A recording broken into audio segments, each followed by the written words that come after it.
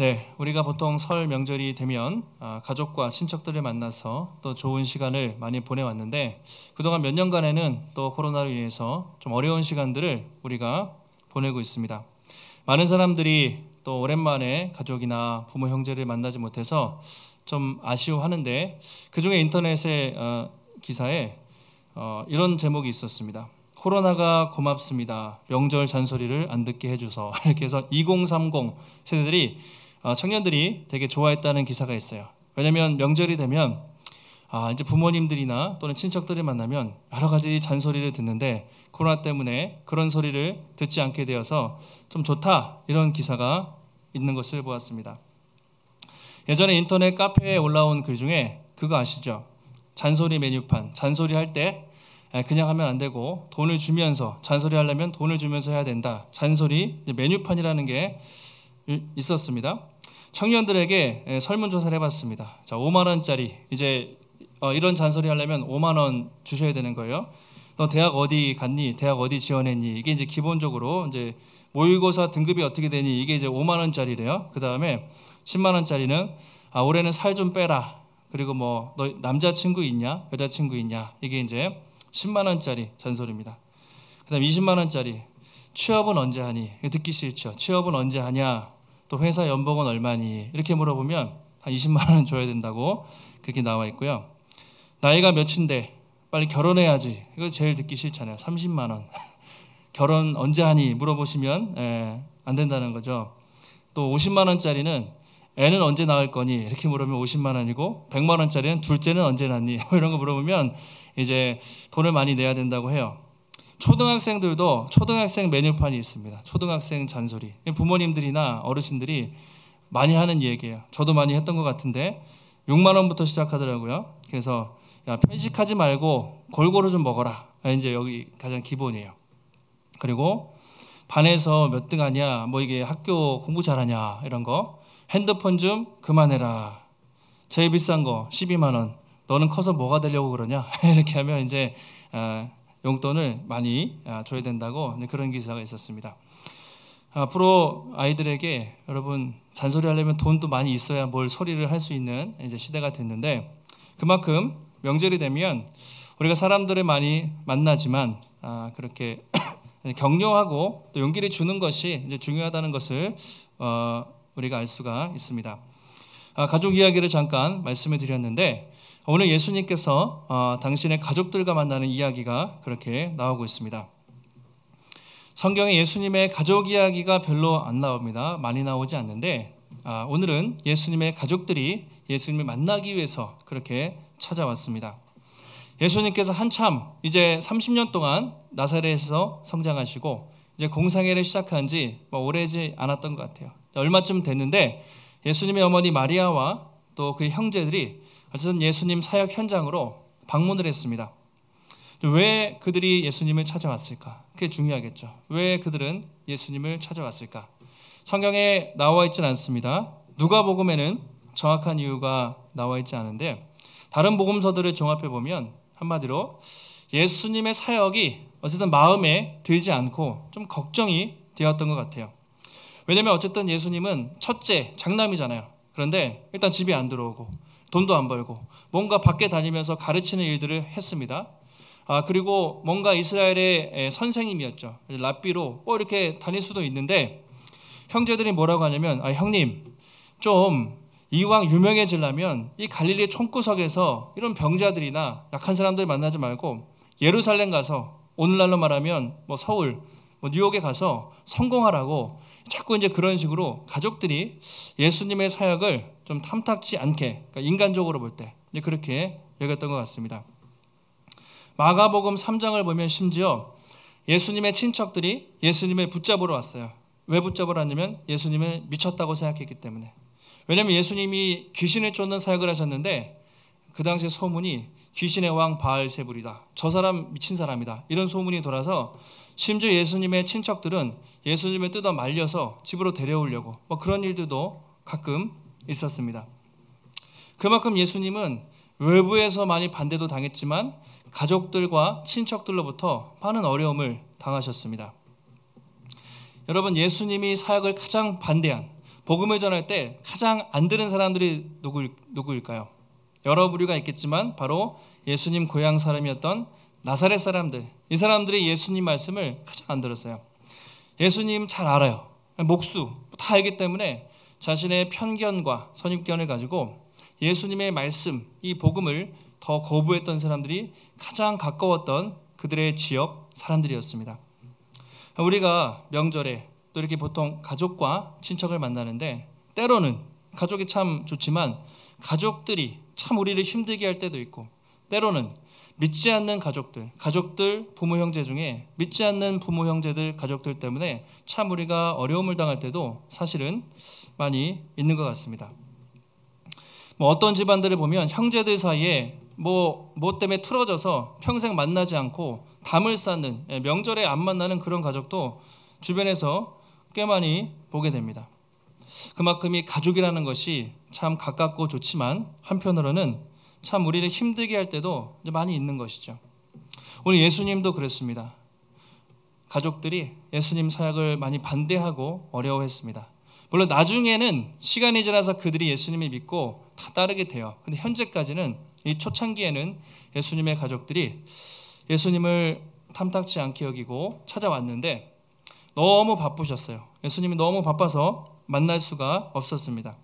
그래서 아마 이런 공간에서 예수님이 말씀을 전하실 때 저 바깥에 예수님의 가족들이 있었던 것 같아요. 그래서 어떤 사람이 이렇게 예수님께 전달을 했습니다. 예수님, 당신의 어머니 마리아와 당신의 동생들이, 그러니까 요셉과 마리아 사이에 났던 그런 동생들이겠죠. 동생들이 밖에 있습니다. 이렇게 전달을 한 것이죠. 아마 예수님의 가족들도 또 주변 사람들도 그래도 가족이 왔으니까 잠시 말씀을 멈추고 반갑게 가족을 맞아줄 것으로 당연히 기대를 했겠죠. 그런데 오늘 예수님은 전혀 그렇게 반응하지 않고 아주 예상외로 이렇게 말씀을 하십니다. 21절에 우리 같이 한번 읽어보실까요? 8장 21절 시작. 예수께서 대답하여 이르시되 내 어머니와 내 동생들은 곧 하나님의 말씀을 듣고 행하는 이 사람들이라 하시니라. 자신의 가족들이 왔는데 이런 뜬금없는 얘기를 또 하시는 거죠. 내 어머니와 동생, 내 가족은 하나님의 말씀을 듣고 행하는 이 사람들, 아마도 예수님의 제자들과 말씀을 듣고 있는 이런 사람들이 바로 내 진정한 가족이다, 이런 말씀을 예수님이 하신 것입니다. 이것은 예수님이 가족들을 무시하기 위해서 한 것이 아니라 이 기회를 통해서 누가 진정한 하나님 나라의 영적 가족인가, 누가 진정 예수 그리스도의 참된 가족인가를 사람들에게 가르쳐 주시기를 원하신 것이죠. 오늘 말씀, 예수님은 나의 참된 가족은 하나님의 말씀을 듣고 행하는 제자들이다, 이렇게 말씀을 하십니다. 한번 따라해 보실까요? 하나님의 말씀을 듣고 행하는 사람들. 예수님의 가족은 누구든지 상관없이 하나님의 말씀을 잘 듣고 행하는 사람들은 누구든지 그리스도 안에서 한 형제자매 가족이다, 이런 얘기를 주님이 하셨습니다. 마태복음과 마가복음에서는 누구든지 하나님의 뜻대로 행하는 자, 이렇게 되어 있습니다. 하나님의 말씀 또는 하나님의 뜻대로 행하는 사람들은 누구든지 어떤 혈통과 어떤 직업과 어떤 배경, 상황 관계없이 누구든지 그분의 말씀을 듣고 누구든지 예수 그리스도께 순종하는 주님의 제자들은 예수 안에서 한 형제 자매 가족으로 여기고 살라고 주님이 말씀을 하신 것이죠. 이것은 우리에게도 또 중요한 교훈을 줍니다. 우리 지금 이 자리에 앉아서 드리는 성도님들, 우리가 피 한 방울 섞이지 않았습니다. 우리가 서로 얼마나 알겠습니까? 처음 오신 분도 계시고 이제 조금씩 알아가는 그런 상황이지만, 여러분, 우리가 형제 자매라고 우리 정말 그렇게 불러요. 근데 그게 그냥 친한 척 하려고, 듣기 좋으라고 하는 것이 아니라 정말 그리스도 안에서 피 한 방울 섞이지 않고 육신의 혈육이 아니지만 누구든지 하나님의 말씀을 믿고 또 함께 예배하며 하나님 앞에 나오는 사람들은 주 안에서 한 형제 자매 가족이라는 것을 우리가 기억해야 하는 것이죠. 그래서 저도 신앙생활 하다 보면 때로는 부모 형제들에게 말 못할 이야기도 공동체 안에서 해요. 그래서 같이 기도 부탁하고 함께 힘을 합쳐서 어떻게 보면 육신의 가족 이상으로 더 친하게 교회 공동체 안에서 신앙생활을 할 때가 많이 있습니다. 바로 이것이 예수님 안에서의 진정한 가족이다, 그렇게 말씀을 하고 있습니다. 오늘 예수님은 누가 나의 진정한 가족인가? 첫 번째로 그 조건이 단지 교회에 오래 다닌 것도 아니고요, 그리고 교회에서 많이 봉사하는 것도 아니고, 교회 직분이 중요한 것도 아니고, 교회에서 헌금을 많이 하는 것도 상관없이 하나님 말씀에 잘 순종하고 믿음으로 또 주님을 따라가는 제자들은 누구든지 주 안에서 한 형제 자매 가족이 된다고 말씀하고 있습니다. 하나님은 오늘도 우리를 그냥 예배자로 부르셨지만 한편으로는 하나님 앞에 예배드리는 사람이지만, 우리가 서로를 볼 때는 하나님 우리를 믿음의 한 형제 자매 공동체로 부르신 것이죠. 복음의 숲에 우리 모든 성도님들, 날마다 우리가 하나님 말씀에 더 순종하고 또 사랑과 선행으로 서로 격려하고 하나님을 더 힘써 예배하는 예수님의 참된 가족, 아름다운 또 믿음의 공동체를 이루어 가시기를 주님의 이름으로 축복합니다. 자, 이제 배경이 좀 바뀌었습니다. 예수님이 배를 타고 갈릴리로 건너가시는 그 다음 사건이 등장을 하고 있습니다. 여러분 잘 아시는 것처럼 이제 갈릴리는 이스라엘 맨 북쪽에 헐몬산이라고 아주 높은 산에서 이슬이 내리고 물이 내리면 갈릴리 호수가 되고, 그리고 조금 내려오면 요단강이 있고 그 다음 밑에 사해라는, 그렇게 이제 되어 있는데, 이 갈릴리는 예수님 사역의 베이스 캠프였습니다. 늘 예수님은 이 갈릴리 호수 주변에서 병을 고치고 기적도 일으키시고 제자도 부르시고 늘 갈릴리 주변에서 많은 사역을 하셨습니다. 오늘 예수님이 이제 배를 타고 호수 저 건너편으로 좀 가려고 하시는 거죠. 자, 호수 건너편에는 뭐가 있냐면, 다음 장 읽어보시면 거라사라는 지역이 있는데, 여러분 잘 아시는 군대 귀신 들린 귀신 들린 사람이 그 건너편에 살고 있었어요.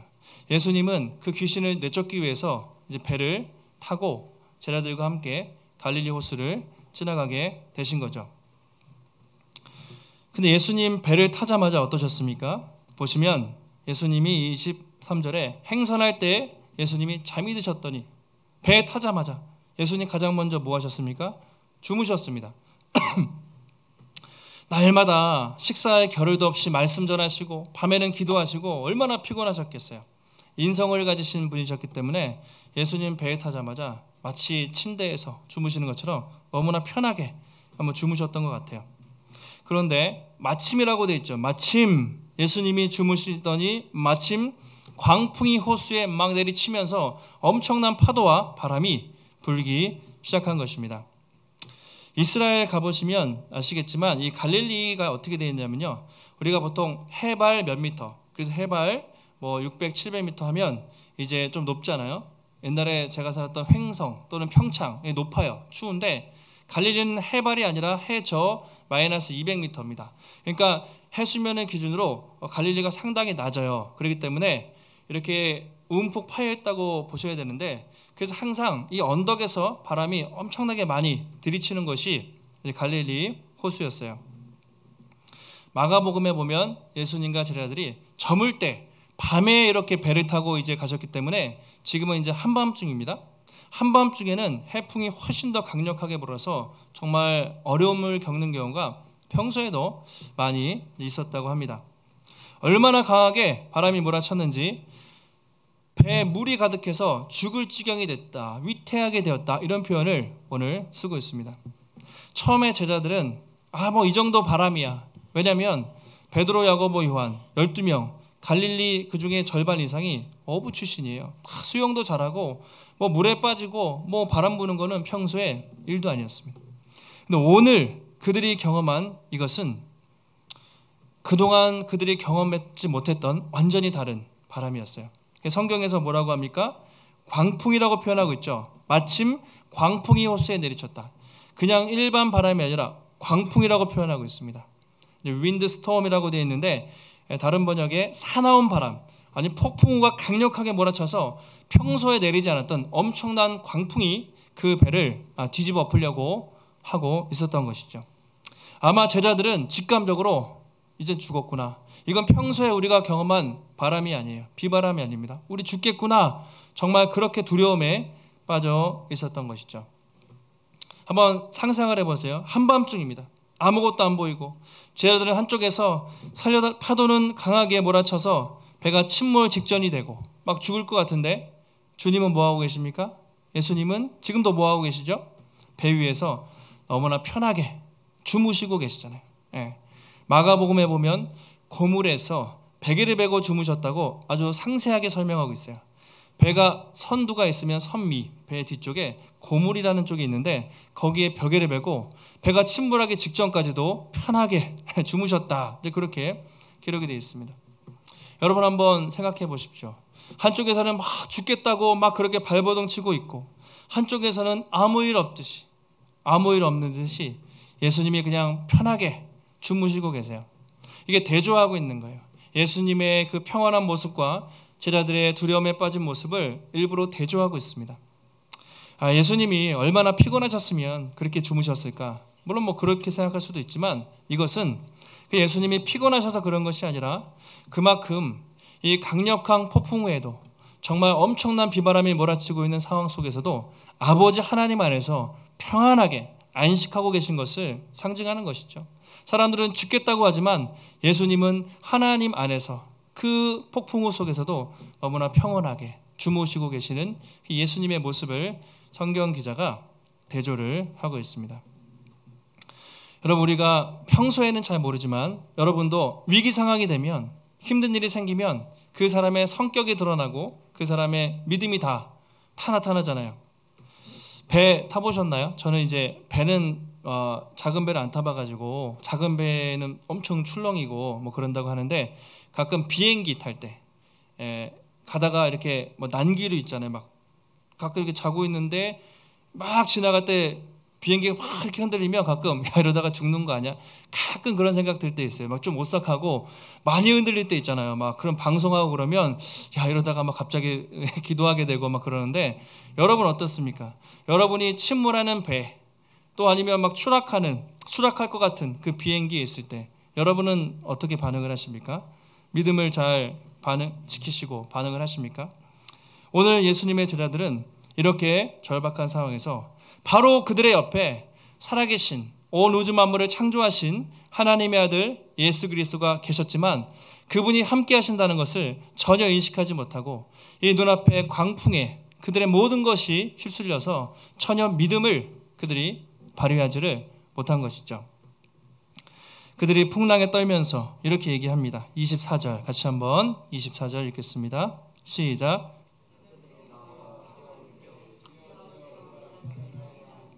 예수께서 잠을 깨사 바람과 물결을 꾸짖으시니 이에 그쳐 잔잔하여 지더라. 제자들이 나와서 주님 우리가 죽겠습니다. 처음에는 예수님 안 깨웠겠죠. 자기 나름대로 열심히 노를 젓고 막 배를 막 움직이고 막 물이 들이치니까 막 퍼 날랐겠죠. 근데 해도 도저히 안 되는 것이죠. 정말 이러다 죽겠다. 우리 마지막 저 주무시는 주님이라도 깨워보자 라는 심정으로 주님을 막 흔들어 깨웠습니다. 주님 우리가 죽겠습니다. 제발 우리 좀 살려주십시오. 마지막 지푸라기라도 잡는 심정으로 주님을 깨웠습니다. 속으로는 좀 원망했겠죠. 아니 우리가 이렇게 죽을 지경이 되는데 어떻게 그렇게 잠만 주무시고 계십니까? 그런 원망하는 투로 어쩌면 제자들이 예수님을 깨웠을 것입니다. 주님이 어떻게 하십니까? 일어나셔서 잠을 딱 깨신 다음에 한 말씀 하시죠.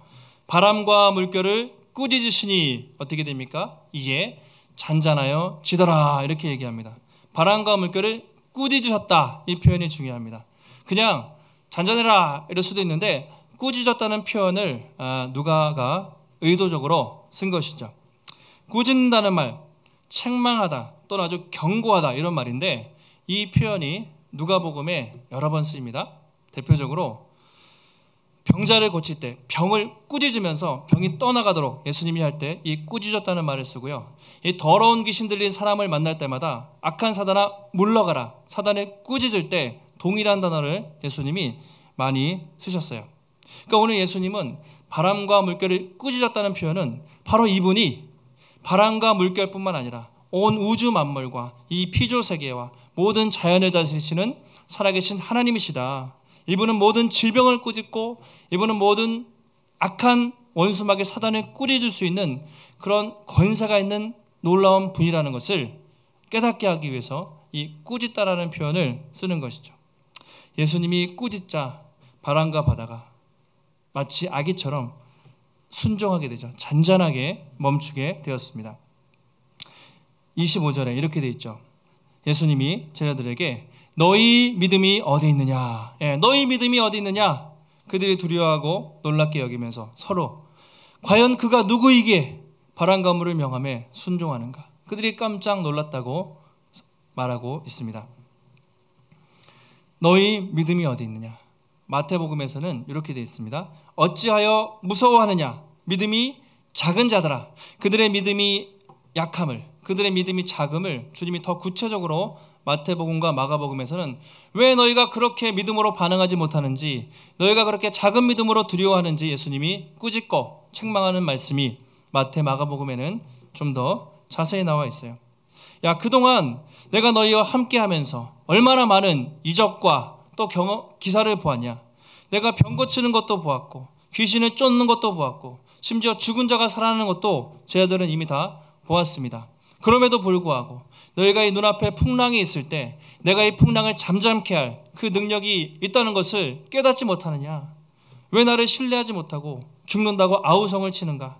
예수님이 제발 믿음 좀 가져라 라고 말씀하시면서 그들의 이 작은 믿음 없음을 주님이 안타까워하면서 말씀을 하시는 것이죠. 제자들의 반응은 그가 누구이기에, 그가 얼마나 위대하신 분이기에 바람과 바다가 순종하는가.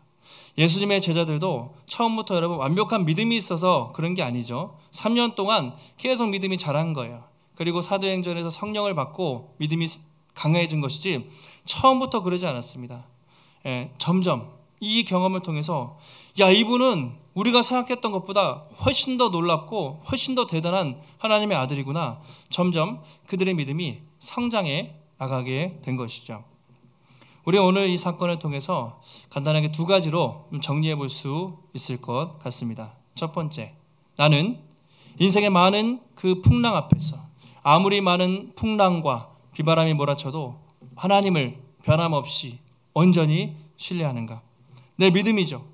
인생을 살다 보면 엄청난 파도와 풍랑이 몰아치잖아요. 그때 바로 그 순간에도 나는 변함없이 하나님이 나와 함께 하시고 하나님이 반드시 피할 길을 주신다는 것, 나를 이끌어 가신다는 것을 변함없이 신뢰하는가?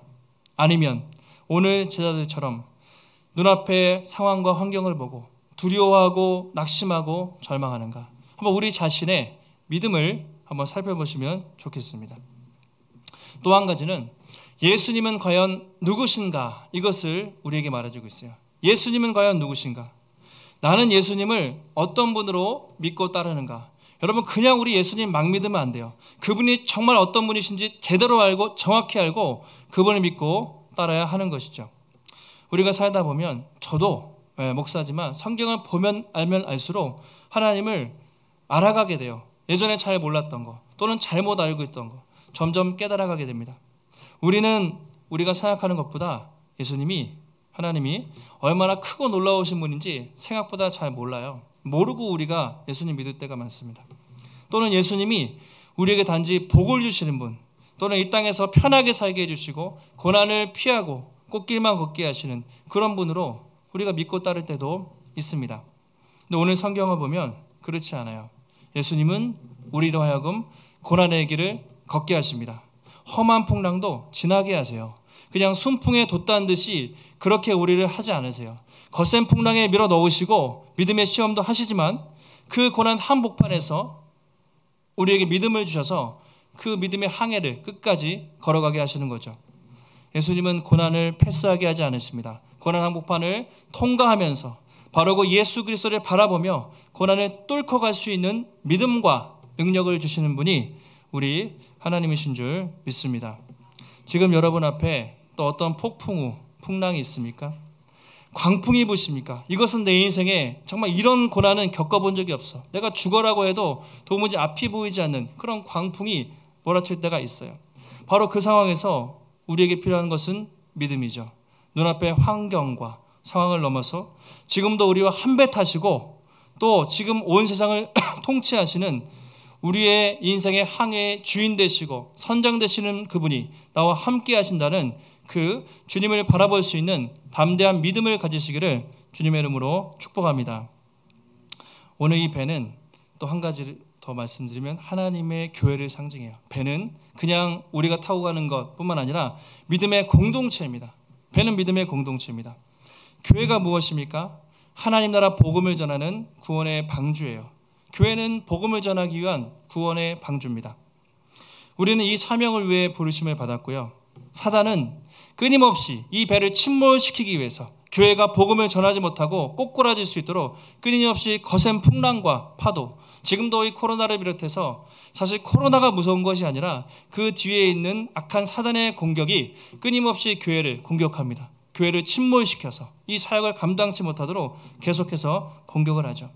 그러나 오늘 성경은 뭐라고 말합니까? 아무리 사단의 방해가 심해도 아무리 거센 풍랑이 몰아쳐도 주님이 함께 하시면 그 배는 침몰하지 않는다. 절대로 그 교회는 흔들리지 않는다는 것을 분명히 보여주고 있습니다. 존 세드라는 미국의 교육자, 아마 이 문구를 아마 많이 보셨을 거예요. 항구에 닻을 내리고 있는 배는 안전하다. 하지만 그것이 배의 존재 이유는 아니다. 이런 문구 지나가면서 많이 보셨을 텐데, 배는요 항구에 닻을 내리고 있으면 안전하긴 합니다. 그런데 배가 존재하는 이유는 항구에 정박하기 위해서가 아니라는 것이죠. 배는 왜 존재합니까? 거친 바다를 뚫고 그 목적지를 가기 위해서 배가 존재하지, 배는 항구에 있으면 안전하지만 아무 일도 없어요. 그 배가 존재하는 이유가 아닙니다. 배는 거친 파도와 바람을 뚫고 항해를 해서 그 목적지에 갈 때에만 그 배의 존재 이유를 달성하게 되는 것입니다. 여러분, 우리도 마찬가지인 것 같아요. 하나님이 우리를 수많은 사람 중에서 특별히 사람 낚는 어부로, 복음을 전하는 사명자로 부르셨습니다. 그리고 하나님은 우리 교회를 이 땅에 주님을 알지 못하는 사람들에게 하나님 나라 복음을 전하는 구원의 방주로 이 교회를 세우셨습니다. 우리가 단지 이 땅에서 그래 편하고 안전하게 살아라, 복받고 살아라, 그런 것이 아니라 우리가 거친 풍랑을 뚫고 어려움이 있어도 이 예수 그리스도의 복음을 증거하며 땅끝까지 하나님 나라 사명을 감당하라고 우리를 부르시고 이 교회를 세우신 줄 믿습니다. 바라기는 한 주간 살아가실 때 어떤 풍랑과 어려움이 있을지라도 결국 이 모든 것을 잠잠케 하시고 또 우리 인생의 항해의 주인 되시는 주님을 바라보시며 온 성도가 우리가 하나 되어 올 한 해도 또 우리에게 맡기신 이 복음 전파의 사명을, 구원의 방주 그 사명을 아름답게 잘 감당하시는 모든 성도님들 또 모든 교회가 되기를 주님의 이름으로 축원합니다. 하나님 감사합니다. 오늘도 우리를 또 불러주시고 주님 안에서 또 귀한 말씀 듣게 하심을 감사합니다. 인생을 살아갈 때 거센 풍랑과 파도가 몰아칠 때가 있습니다. 인생에 광풍이 불어서 정말 위태로울 지경이 되고 정말 내가 살 수 없을 것 같은 그런 환난 속에서도 거친 파도가 날 향해 와도 주님의 능력의 손이 우리와 함께할 때 능히 그 파도를 뚫고 감당할 줄 믿사오니 주여 날마다 우리에게 강한 믿음 주셔서 눈앞의 환경과 문제에 흔들리지 않고 오직 우리와 함께 하시는 그 능력의 주만 바라보며 담대하게 걸어갈 수 있도록 주님 은혜를 더하여 주시옵소서. 하나님, 이 교회 또 구원의 방주, 이 지역에 이 땅에 하나님 나라 복음을 전하라는 그 귀한 사명을 주신 줄 믿습니다. 힘들고 어려운 상황일지라도 우리가 힘을 합쳐서 힘써 주님의 복음을 전할 때 하나님, 이 교회를 통해서 많은 사람들이 주님을 알게 되고 하나님 나라 그 귀한 사명 확장하는 그 구원의 방주에 그 귀한 사명을 잘 감당하는 복된 교회가 될 수 있도록 주님 붙잡아 주시옵소서. 오늘도 주님 전에 나올 때 하나님 우리의 마음을 다해 또 귀한 예물 드린 그 손길들 하나님 축복하여 주시며 날마다 우리 인생의 주인이 하나님이심을 고백하며 아낌없이 기쁨으로 주를 위해 우리의 삶을 드릴 때 하나님 우리의 믿음을 기쁘게 보시고 날마다 우리에게 일용할 양식을 주시며 먹을 것과 마실 것과 풍성하게 또 우리를 채우시는 하나님의 놀라운 손길을 경험할 수 있도록 주님 붙잡아 주시옵소서. 한 주간도 또 믿음으로 승리케 하시기를 간구하오며 모든 말씀 거룩하신 예수님의 이름으로 기도하옵나이다. 아멘.